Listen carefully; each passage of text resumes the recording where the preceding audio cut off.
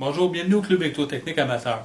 Aujourd'hui, je vais vous parler de comment fonctionner une télécommande par une lampe de poche. Comment faire fonctionner une télécommande par une lampe de poche. J'ai fait un dessin ici, qui est simple. C'est pour vous montrer le principe du flip-flop à relais. Donc, j'ai 3 relais.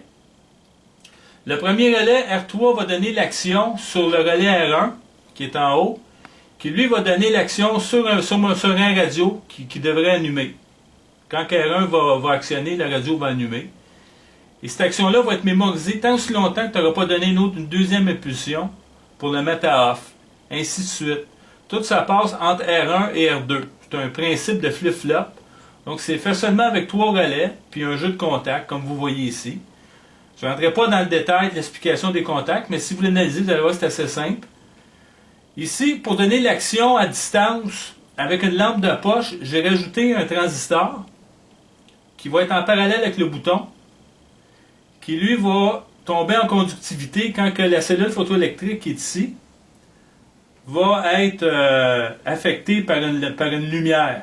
Qu'est-ce que je vais faire avec une lampe de poche tantôt? Maintenant, toutes les fois qu'il va y avoir un rayon lumineux vis-à-vis de la cellule, l'état de R1 va changer. Donc, on devrait avoir la radio s'allumer ou s'éteindre à toutes les fois que je vais projeter. C'est un vieux principe qu'on utilisait dans les années 50 jusqu'en 1980 pour faire de la télécommande à distance avec des lampes. On utilisait des lampes incandescentes pour le faire. On projetait un rayon.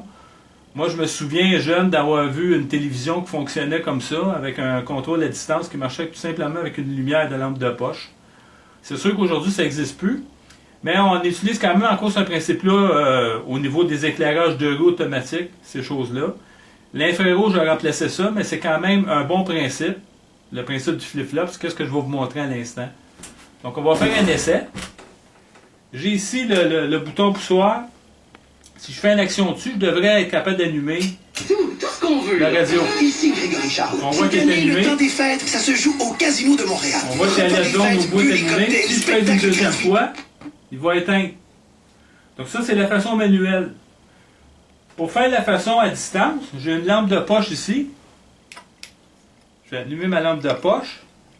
Si je prends le faisceau puis je l'envoie directement vis-à-vis ma cellule, je devrais donner une action.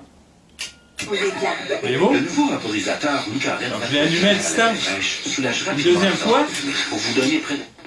je l'ai éteint. Donc on voit que c'est un principe qui est assez simple.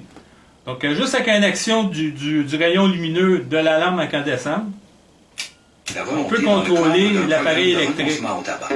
Tu rêves de travailler dans un cabinet d'avocat ou pour un... Tout dépendant de la puissance de votre lampe, vous pouvez facilement contrôler sur une distance d'à peu près à 3 mètres. Donc c'est un vieux principe, mais que je trouve intéressant.